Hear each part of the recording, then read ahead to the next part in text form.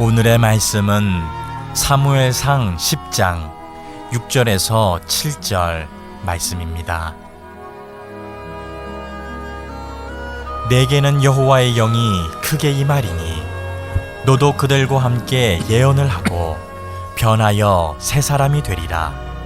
이 징조가 내게 임하거든 너는 기회를 따라 행하라. 하나님이 너와 함께 하시느니라. 아멘. 어른들 중에도 퍼즐을 좋아하시는 분들이 있습니다.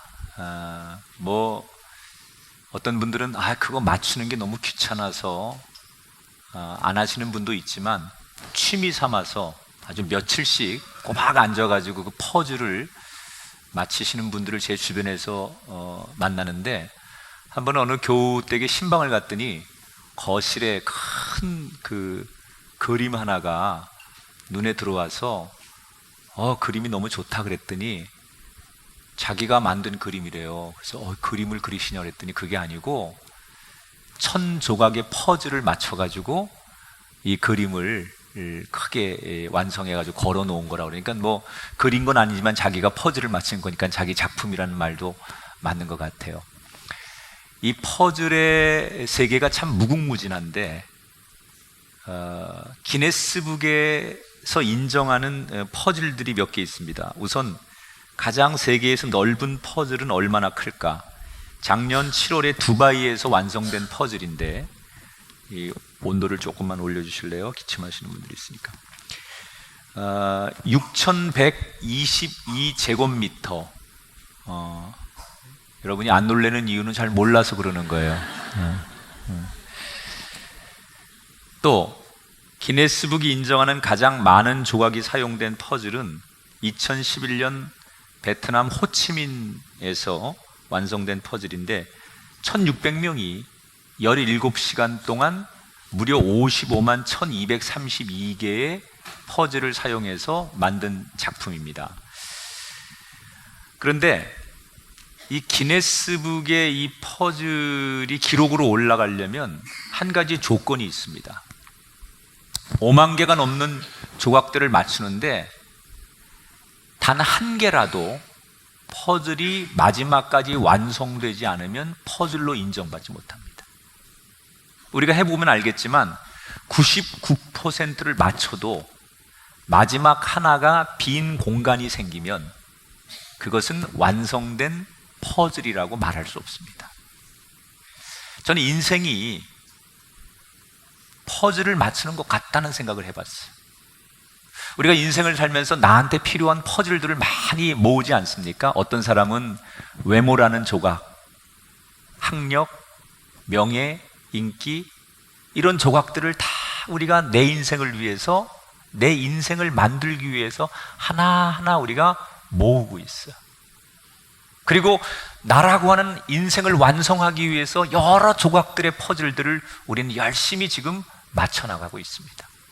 그런데 정말 평생 열심히 내 인생을 위해서 내 인생의 조각과 퍼즐을 맞춰가면서 마지막 한 조각, 마지막 남은 이 한 조각을 맞추지 못해서 자신의 인생을 완성시키지 못하는 분들이 있어요. 아무리 세상적으로 많은 퍼즐을 내가 맞췄다 할지라도 마지막 활용점점 같은 하나의 퍼즐을 완성시킬 수 있어야 되는데, 그 하나 남은 마지막의 퍼즐은 뭘까? 하나님이 우리에게 주시는 선물이에요. 오늘 우리가 정말 완벽한 내 인생의 조각 퍼즐을 맞출 때 마지막 한 조각을 맞추는 하나님의 선물이 과연 뭘까? 오늘 우리는 사울의 인생을 통해서 하나님이 우리에게 무슨 퍼즐을 마지막에 맞추시길 원하시는가? 사울은 이스라엘의 12지파 가운데 가장 작은 지파 베냐민 지파 출신이에요. 그가 살던 도시는 기브아, 아버지는 기스지요. 사울은 어릴 적부터 똑똑했어요. 그리고 온유하고 겸손하고 키도 크고 얼굴도 잘생기고, 어떤 분이 꼭 나갔네 이런 분이 있는데, 맞아요. 여러분 같아요. 정말 좋은 조건을 가지고 태어났고 그렇게 자랐던 멋진 젊은이였어요.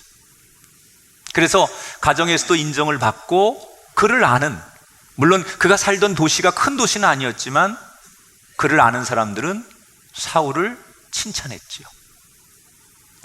그러던 어느 날 사울에게 그 일생에 생각지 않은 자신의 삶을 완전히 바꿀 수밖에 없는 작은 사건에 그가 발을 들여놓게 되는데, 어느 날 자기 집에서 나귀를 키우는데 이 나귀들이, 암나귀들이 우리를 벗어나서 탈출을 해서 도망을 가버렸어요. 그 아버지가 사울을 불러서 얼른 가서 이 지금 울타리를 벗어난 나귀를 빨리 찾아가지고 와라, 이렇게 사울에게 부탁을 하니까 사울이 종 하나를 데리고 집을 나간 암나귀들을 찾으러 가는 거예요. 여러분, 이 사울의 시대에는 나귀라는 것은 굉장히 비싸고 중요한 재산이었습니다. 우선 나귀는 힘이 좋기 때문에 집 나를 때나 농사를 지을 때 유용한 동물이었고, 때로는 사람들을 이렇게 태워서 교통수단으로도 사용이 됐기 때문에 나귀는 굉장히 중요한 요긴한 동물이었고, 더군다나 암나귀는 새끼를 많이 낳을 수 있으니까 당시에는 재산상에 굉장히 중요한 가치가 있었어요. 그래서 많은 사람들이 이 재산의 어떤 상징성으로 이 나귀들을 많이 키웠는데, 그 중요한 암나귀들이 지금 울타리를 벗어나서 어디론가 사라져 버린 거예요. 아버지의 부탁을 받고 나귀를 찾아 그는 뛰어다닙니다. 자기가 태어난 곳이고 자기가 뛰놀던 지역이니까 이 나귀가 도망가봤자 어디까지 갔을까, 금방 찾을 수 있을 거라고 생각하고 나귀를 찾아 나섰는데, 웬일입니까? 하루 온종일을 헤매도, 그 다음 날도 3일을 뒤져도 나귀의 행방을 찾을 수가 없었습니다. 지치기도 하고 이 끝없이 이렇게 나귀를 찾는다는 건 무리라고 생각했던 사울은 아버지가 걱정하실 테니 일단 집으로 돌아가자라고 같이 간 종에게 말을 하지요. 그때 이 종이 이런 얘기를 합니다. 도련님, 집에 가는데 저 옆 도시에 하나님의 아주 정말 훌륭한 종이 한 분 계시답니다. 이 사무엘이라고 하는 훌륭한 하나님의 종이 있는데, 우리 가는 길에 그 종한테 들려서, 하나님의 종한테 들려서 지혜를 좀 구하고, 그리고 좀 한번 물어보고 그렇게 한번 어떨까요? 그래서 종에 이끌려서 사울이 사무엘을 만나러 가는 거예요. 낯선 그 마을에 들어가서 사무엘을 찾으려고 지나가는 한 노인이 계시길래 정중하게, 어르신, 이 동네에 저 사무엘이라고 하는 분이 계신다는데 혹시 어디 사시나요? 어디 가면 만날 수 있나요? 그랬더니 이 노인이 사울을 바라보면서, 내가 사무엘인데. 그래서 아주 손쉽게 사무엘을 만나게 돼요.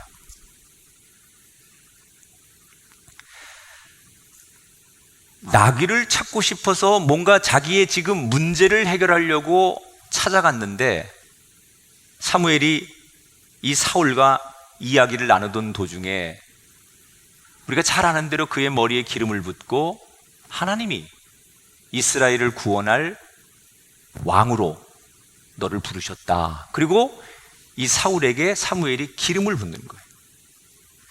사실 사무엘은 내가 왕이 되겠다는 생각, 그게 자신의 인생의 목표이거나 자기가 그런 꿈을 향해 간 사람은 아니에요. 내가 왕이 되려고 사무엘을 찾아간 적도 없었고 왕이라는 목표를 세워놓고 인생을 살아간 사람이 아니에요. 그런데 가다 보니 어느 날 인생의 길목에서 하나님이 나를 지명해서 왕으로 세워주시는 거예요. 여러분, 우리가 인생을 살면서 두 가지 길이 있지 않습니까? 내가 그 높은 왕의 자리까지 사람과의 경쟁을 이겨가면서 수없는 사람들을 제껴가면서 1등이 되고 1등이 돼서 왕의 자리까지 올라가는 길이 있는가 하면, 내가 의도하지 않았어도 하나님이 나를 지명하고 선택해서 어느 날 그 자리에 나를 세우시는 왕 같은 사람이 있어요. 그리스도인의 삶은 후자가 돼야 돼요. 여러분의 인생과 자녀들의 인생이 내가 왕이 되려고 올라가는 인생이 아니라 하나님이 나를 그 자리에 세우시는 그런 존귀한 인생들이 되시기를 주의 이름으로 축원합니다. 굉장히 얼떨떨하고 이게 자기가 뭔가 지금 의도치 않은 일에 휘말린 것 같았지만 이미 사무엘을 통해서 하나님이 너를 왕으로 부르신다 라는 이야기를 듣고 반신반의하는 이 사울에게 사무엘이 집으로 돌아가라. 네가 돌아가는 도중에 하나님이 너한테 신비한 경험 3가지의 징조를 보여줄 텐데 그 징조를 마음속에 잘 품고 평생 하나님의 살아계심과 하나님의 의도하심을 기억하고 살아라. 그때까지도 사울은 자기한테 일어날 일이 뭔지, 하나님이 어떤 계획이 있는지 잘 모릅니다. 그냥 사무엘을 만났다가 그런 선언을 듣고 결국 자신의 집으로 돌아가게 되는 과정 속에서 오늘 성경에 보면 한 2사람이 사울 앞에 오더니 사울이냐고 묻고는, 사울이냐고 묻고 사울임을 확인한 다음에 당신이 찾는 그 암나기가 집으로 돌아왔으니 걱정하지 말고 집에 돌아가십시오. 당신 아버지가 당신을 지금 걱정하며 기다리고 있습니다. 아니, 내가 3일 동안을 그렇게 헤매고 찾았던 나귀가 자기 발로 집으로 돌아왔다는 기쁜 소식을 그 2사람으로부터 듣게 된다는 거예요. 여기까지도 그럴 수 있지요. 잠시 뒤에 또 다른 3명의 순례객이 지나가다가 배가 고파하는 이 사울에게 자신들이 가지고 있던 떡 2덩이를 나눠주면서 시장할 텐데 배고플 텐데 이걸 먹으라고 주는 거예요. 여러분, 정말 사울은 굉장히 배고프고 본능적으로 아주 정말 지쳐 있었는데 지나가는 순례객이 자신에게 떡 2덩이를 주면서 배고픔의 문제, 생존의 문제를 해결해 줬어요. 여기까지도 우연히 그럴 수도 있겠다라고 생각을 하죠. 그런데 잠시 뒤에 또 집을 향해 가는데 어디선가 큰 음악 소리, 노래 소리가 들리더니 사람들이 막 몰려오는데 알고 봤더니 저 위에 산당에서 예배를 드리고 선지자들 무리가 막 오다가 사울의 일행을 만납니다. 여러분, 이런 경험 해보셨습니까? 우리가 예를 들어서 기도원이나 아주 선교지나 이런 데 가서 은혜가 충만하고 성령이 충만한 상태에서 집에 돌아올 때, 그때 대부분의 사람들은 너무 은혜가 충만하고 성령이 충만하면 예배가 끝났는데도 돌아올 때 차 안에서 그 기쁨과 감동에 여전히 차 안에서도 그저 받은 은혜를 얘기하고, 어떤 사람들은 그냥 몇 시간 동안 오는 동안 찬송을 부르고 서로가 간증하고 기도하고 그런 거 경험해 보셨어요? 그런 게 있단 말이에요. 그 교인들 데리고 한참 제가 막 개척해서 막 교인들 데리고 철야 기도 다니고 막 그럴 때 같이 막 우리 교인들 얼마 안 될 때 제가 산기도도 데리고 가고 막 청년들 데리고 밤에 그냥 기도원에 가서 철야하고 막 새벽에 나오고 그러면 은혜를 너무 많이 받으면요, 이 교인들이 차 안에서도 몇 시간 교회 오는 동안, 집에 오는 동안도 박수치고 찬송하고, 그리고 또 어떤 사람들은 막 말씀 은혜 받은 걸 가지고 얘기하고 그런다고요. 너무 충만하면. 지금 사울이 만난 이 선지자들이 산당에서 예배를 드리고 내려오면서 너무 성령이 충만하니까 거리에서도 찬송을 부르고 받은 은혜를 막 표현하고, 그러니까 길거리에서 그냥 자기들끼리 너무 감동스러우니까 찬송을 부르고 예배를 드리는 거예요. 그때 사울을 만나게 되는 거예요. 그리고 사울이 자연스럽게 그들의 일행과 함께 찬송 부르고 그 길거리에서 하나님을 노래하고 예배하다가 사울에게 어떤 변화가 생기느냐. 오늘 10장 10절을 볼게요. 하나님의 영이 사울에게 크게 임하였다. 하나님의 영, 하나님이 주시는 숨결, 하나님의 은총, 하나님의 살아계심이 사울에게 성령으로 임했어요. 그러니까 사울이 그 옆에 있는 선지자들을 통해서 은혜를 받고 성령이 취하니까 오늘 성경에 보니까 그가 그 자리에서 찬송 부르고 예언도 하고 그렇게 은혜가 충만해지는 상황에서 사울은 세 가지의 징조가 일어날 거라고 하는 사무엘의 이야기를 다시 기억하는 거예요. 두 사람을 만나서 자신이 인간적으로 3일 동안 그렇게 애쓰고 노력해도 찾을 수 없었던 나귀를 되찾았다는 소식을 듣게 되고, 배가 고파서 먹을 것을 찾지 못하는 사울에게 본능적으로 먹을 것이 제공되게도 만드시고, 그리고 마지막에 하나님이 결국 뭘 사울에게 허락하세요? 성령의 충만함을 허락했어요. 자, 지금까지 여러분 우리가 살펴본 사울은 어떤 사람이에요? 똑똑해요. 외모, 학력, 세상적인 조건, 그리고 지금 자신이 가지고 있는 문제도 자연스럽게 다 해결됐어요. 세상 말로 모든 조건이 이제는 다 완벽하게 갖춰졌어요.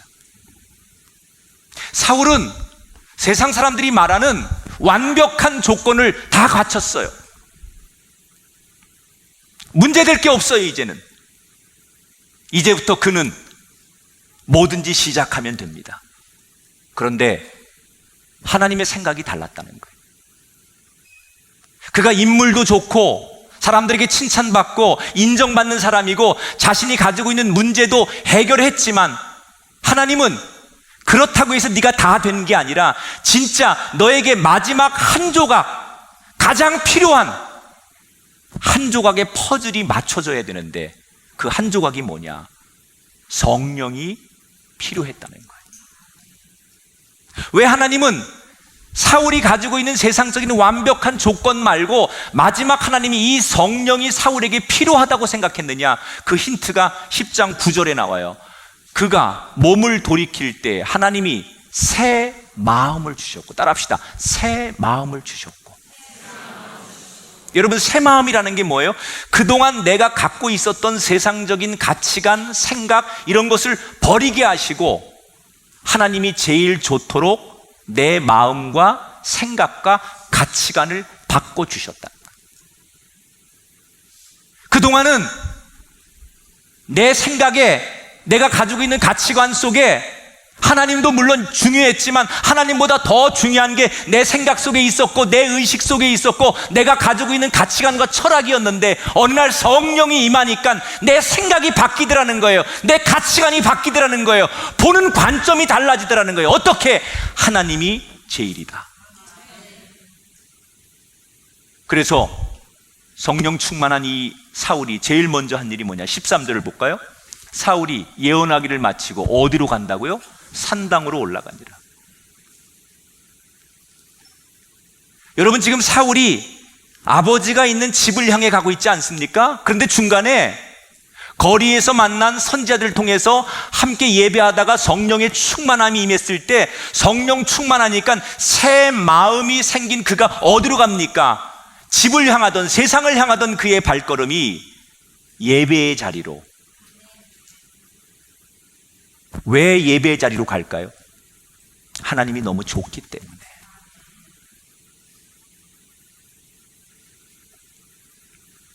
사랑하는 여러분, 우리가 하나님이 진정 우리를 들어쓰시는 그 타이밍은 언제냐? 아무리 내가 세상적으로 스펙을 갖추고 인격을 갖추고 내가 삶의 문제를 다 해결한다 할지라도 사울처럼 하나님이 내 인생의 마지막 한 조각의 퍼즐을 맞출 때, 성령을 내게 허락하셔서 내가 성령의 사람이 됐을 때, 그 성령이 비로소 나에게 영향을 줄 때, 하나님은 비로소 사울을 왕으로 세우듯이 저와 여러분의 인생을 이 땅에 우리가 거하는 자리에 왕 같은 제사장으로, 우리를 사용할 줄 믿으시기 바랍니다. 우린 종종 하나님 앞에 하나님 나를 써주세요, 내 자녀를 크게 사용해 주세요, 이렇게 기도합니다. 이왕이면 하나님 써주실 바에는 크게 써주십시오, 이렇게 기도합니다. 그런데 우리가 정말 하나님 앞에 나를, 내 자녀를 크게 축복의 사람으로 써달라고 기도하면서 우리는 하나님 앞에 무슨 퍼즐 조각으로 하나님 앞에 우리를 드리고 있는가? 하나님 앞에 우리는 기도할 때는 나를 정말 하나님의 종으로, 하나님이 이 시대 나를 크게, 내 자녀를 위대한 사람으로 써달라고 기도하면서 내 인생과 내 자녀들을 향해서 우리가 만드는 인생의 퍼즐은 내 이력서에 들어갈 좋은 내용들을 찾고 있지는 않습니까? 하나님 앞에 내가 쓰임받기를 기도하면서 외모라고 하는 것, 인기라고 하는 것, 이런 조각을 모으는 것, 아니면 내가 지금 당면한 이 문제를 해결하는 것, 겨우 우리가 할 수 있는 게 그거였다는 거예요. 스펙도, 인품도, 인기도 다 중요합니다. 그러나 우리가 잊지 말아야 될 것은 마지막 한 조각, 하나님이 우리에게 주시는 이 한 조각이 완성되지 않으면, 그가 아무리 고학력자, 세상 사람들이 부러워하고 수많은 인기와 힘과 능력을 소유했어도 하나님이 주신 이 마지막 한 조각의 퍼즐이 완성되지 않는 한 그의 인생은 완성됐다고 말할 수 없다. 그 한 조각이 뭐예요? 성령 충만함이에요. 우리 그리스도인들이 자신의 인생을 만드는 마지막 하나님 앞에 구해야 될 가장 중요한 한 조각, 따라합시다. 주여 성령 충만케 하소서. 성령이 오셔서 내 마음을 새롭게 해주는 것, 그래서 무엇보다도 내 인생이 옛날에 내가 가졌던, 과거에 가졌던 세상적인 가치관이 아니라 예수님을 나의 주인으로 믿고 내 생각과 가치관이 바뀌어서 하나님이 너무 좋고 하나님이 제일이고 하나님이 우선이어서 무슨 상황에서도 예배와 하나님 앞에 서는 것, 그때 비로소 하나님은 사울을 왕으로 세우듯이 저와 여러분을 우리의 삶의 진짜 왕으로 세워주실 줄 믿습니다. 초대교회 120명의 여러분 성도들, 이름도 나오지 않는 그 성도들, 그냥 겉으로 보면 투박하고 아무 스펙도 없는 사람입니다. 그러나 그들에게 성령 충만, 하나님이 주시는 마지막 한 조각의 성령 충만이 그들에게 임했을 때 무명의 스펙도 없는 그 세상적으로는 능력 없는 그 사람들이 가장 위대하고 쓰임받는 역사의 주인공이 됐다는 거예요. 우리가 오늘 하나님 앞에 구해야 될 기도의 제목은 뭡니까? 하나님, 나의 가정에 성령 충만함을 주옵소서. 하나님, 이 나라 이 민족에게 성령의 바람이 불게 하옵소서. 하나님, 내가 세상적인 것 다 갖추고 있을지라도 하나님의 영이 충만하지 않으면, 마지막 그 한 조각의 퍼즐이 완성되지 않으면 나는 하나님 앞에 쓰임 받을 수 없는 사람입니다. 그 가치와 믿음으로 오늘로 성령을 구하는 저와 여러분과 우리의 공동체가 되기를 주님의 이름으로 축원합니다.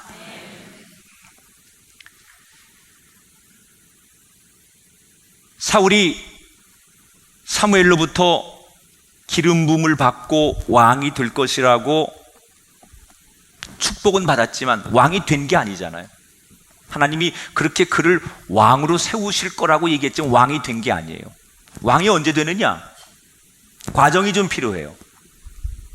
어느 날 사무엘이 이제 왕을 세우기 위해서 공식적으로 백성들을 다 모읍니다. 그리고는 왕을 선출할 거라고 얘기하면서 그 백성들이 보는 앞에서 제비를 뽑는 거예요. 12지파를 놓고서 어느 지파에서 왕이 나와야 될지 제비를 뽑는 거예요. 자, 12지파가 있습니다. 그 지파에서 뽑히는 사람이 왕이 되는 걸로 하고 제비를 사무엘이 뽑는 건데, 물어볼게요. 누가 뽑혔을 것 같아요? 어느 지파가? 어디가 뽑혔다고요? 베냐민 지파가 뽑혔어요. 자, 베냐민 지파 가운데는, 그러면 베냐민 지파가 뽑혔는데, 그러면 베냐민 지파 안에는 또 많은 가문들이 있을 거 아니에요.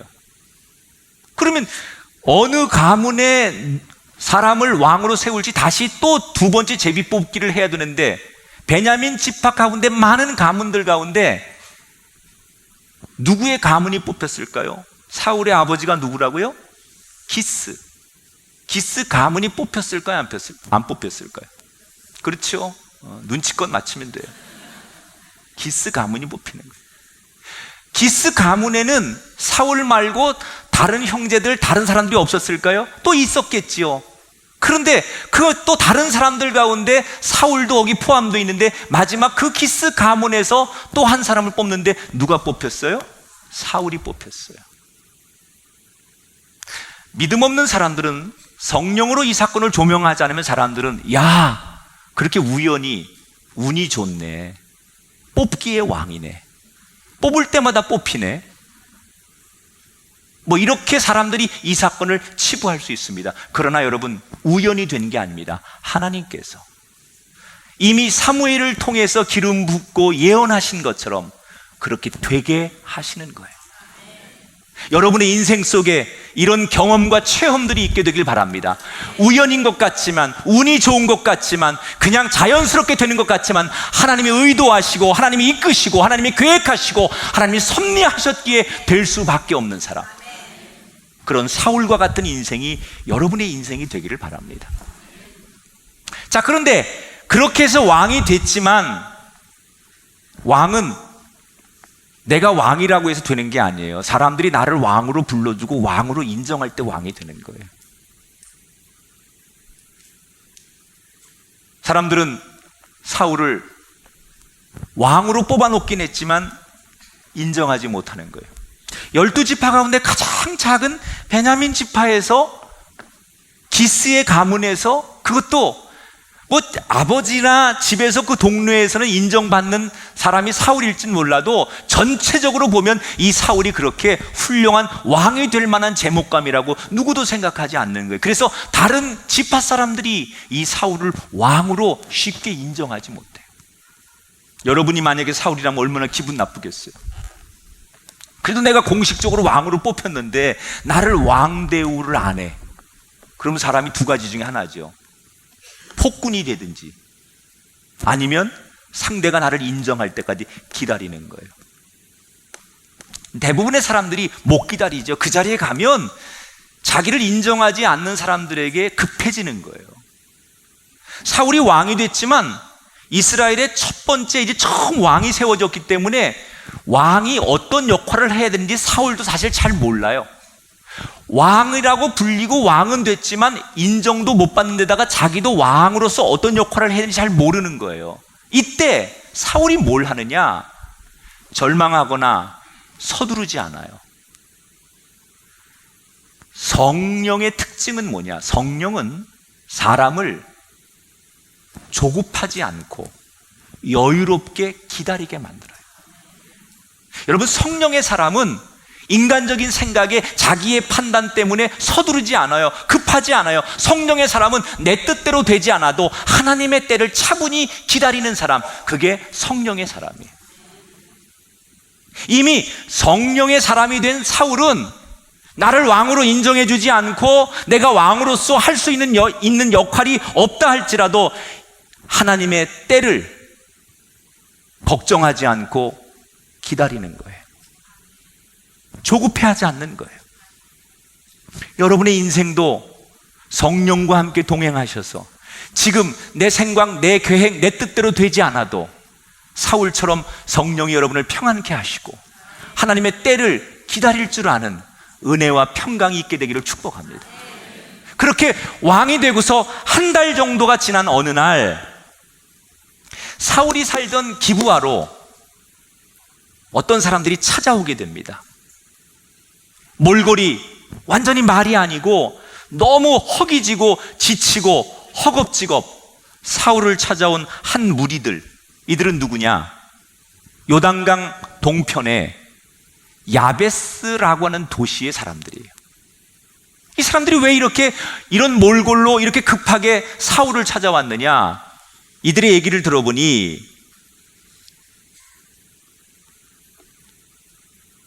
암몬 족속이 이 야베스를 쳐들어왔는데,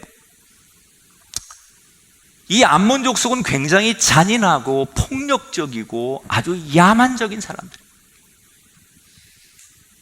야베스 사람들이 이 암몬 족속하고 전쟁을 할 자신이 없으니까 살기 위해서, 이게 희생을 만들지 않기 위해서 그 잔인한 암몬 족속하고 전쟁을 안 하려고 항복합니다. 우리 싸울 의사가 없다, 원하는 거 다 줄 테니까 우리 항복합니다. 그리고 야베스 사람들이 항복을 선언해요. 그러면 항복하면 그냥 자기들이 전쟁 안 하고도 이기는 거니까 뭐 지배하면 되는데, 얼마나 이 암몬 족속이 잔인하든지 너희들이 항복한다고 해서 이 전쟁이 끝나는 게 아니다. 우리의 목적은 너희들 목을 가져가는 건데, 너희들을 죽이는 게 이 전쟁의 목적인데, 죽기 싫으면, 죽지 않으려면 한 가지 조건을 내걸 테니까 이 조건을 수용해라. 그게 뭐냐? 너희들 오른쪽 눈을 다 빼서 내놓으면 목숨은 살려주겠다. 이게 암몬 족속이 야베스 사람들에게 내놓은 조건이에요. 여러분, 기가 막히고 얼마나 폭력적이고 야만적인 그런 얘기입니까? 그러니까 이 야베스 사람들이 이 기가 막힌 상황에서 잠시 결정할 수 있는 시간을 달라고 요청하고서 그들이 사울 왕을 찾아와서 통곡하며 사울 왕에게 자신들의 처지를 이야기하고 도와달라는 거예요. 자, 사울이 이 이야기를 들으면서, 이 야베스 사람들의 이야기를 들으면서 어떤 생각이 들었느냐? 11장 6절로 가볼까요? 사울이 이 말을 들을 때 하나님의 영에게 크게 감동되매 그의 노가 크게 일어났다. 분노가 일어났다는 거예요. 제가 봉오동 전투를 봤습니다. 그거 보니까 알고 있는 역사지만 분노가 일어나는 거예요. 일본의 잔인함, 그 시대적인 상황들이 그대로 이입이 되면서 막 내 안에 분노가 일어나는 거예요. 지금 이 야베스 사람들이 당하는 이 정말 너무나 억울하고 고통스러운 이 얘기를 전해 듣는 사울의 마음속에 분노가 일어났어요. 분노가. 그런데 여러분, 사울만 분노가 일어나는 게 아니라 이 이야기를 들은 보통의 사람들, 성령의 사람이 아닌 보통 사람들도 이 이야기를 들으면 누구나 다 분노합니다. 이게 어떤 게 옳은 일이고 어떤 게 부당한 일인 줄 아니까 사람들이 이 이야기를 듣고 그 암몬 족속 나쁜 놈들, 인간 같지도 않은 짐승 같은 놈들, 이러면서 다 사람들이 누구나 분노가 일어나요. 그런데 사울도 분노하고 다른 사람들도 분노하지만 성령이 임한 사울이 갖는 분노와 일반적인 감정으로 갖는 분노는 다릅니다. 뭐가 다르냐? 암몬 족속이 나쁘고 이 베냐민 사람들이, 이 야베스 사람들이 얼마나 불쌍한지 다 그 거룩한 분노가 일어나는데, 한 가지 다른 점은 일반인들은 분노하는 거로 그치는 거예요. 그러나 성령의 사람 사울은 그 분노 앞에 일어나는 거예요. 그 분노를 가지고 행동하는 거예요. 성령이 임하면 성령은 우리로 하여금 일하게 하시고 움직이게 하시고 그 거룩한 분노를 생각에 머물지 않게 하고 그 생각을 넘어서 참여하게, 하나님이 기뻐하시는 일에 우리로 하여금 동참하게 하는 일, 이게 성령이 하는 일이라는 거예요. 12지파에게 사울이 왕이 되자마자 처음 이스라엘 전역에 군대를 동원합니다. 34만 명의 군인들이 집결합니다. 물론 34만 명이 암몬과의 전쟁에서도 이게 유리하다고 말할 수 없습니다. 그 포악하고 전쟁에 능하고 잔인한 암몬 사람들하고 34만 명을 가지고도 전쟁한다는 게 어려운 일입니다. 그러나 이미 일하게 하시고 움직이게 하시는 성령께서 사울의 마음을 움직여서 34만 명과 함께 나가서 두려워하지 않고 암몬 족속과 싸워서 이 전쟁을 대승으로 이끈다는 거예요. 그리고 이때부터 사울을 왕으로 인정하지 않았던 이스라엘 사람들이 그의 리더십을 보고 이 사건을 통해서 사울을 왕으로 인정하며 그를 따라가기 시작한다. 이게 오늘 성경이 끝나는 이야기예요. 자, 사랑하는 성도 여러분, 하나님이 사울을 이기게 하셨습니다. 그리고 그는 모두가 인정하는 왕이 됐습니다. 우리는 종종 하나님 앞에 우리가 이런 기도를 드릴 때가 있어요. 하나님, 나의 삶에 성령 충만을 주옵소서. 근데 제가 여러분에게 이렇게 물어볼게요. 여러분이 내가 성령 충만한 것을 어떻게 증명합니까? 내가 평생 하나님 내게 성령 충만을 주세요. 그리고 내 자신이 성령 충만하다는 것을 여러분 어떻게 보여줍니까? 방언으로 기도하면 성령 충만한 겁니다. 이렇게 얘기하는 분이 있어요. 난 늘 하나님 앞에 예배를 사모하고 하나님 앞에 가까이 나갑니다. 그것이 내가 성령 충만한 증거입니다. 맞는 얘기입니다. 그러나 오늘 본문에서 우리에게 가르치는 성령 충만의 증거는 뭐냐? 하나님이 기뻐하시는 일을 동참하게 하는 것, 하나님이 원하시는 일에 곧바로 일어서는 것. 비록 현실과 세상은 벽이 높고 두려운 조건들이 많지만 성령이 충만하면 그 세상에 보여지는 현실과 문제 앞에 굴복하지 않고 하나님이 기뻐하시기 때문에 그 일에 참여하는 사람, 이게 성령 충만의 증거예요. 그런 점에서 우리는 우리 자신에게 한번 오늘 이렇게 물어봐야 돼요. 나는 지금 성령에 이끌려 살고 있는가?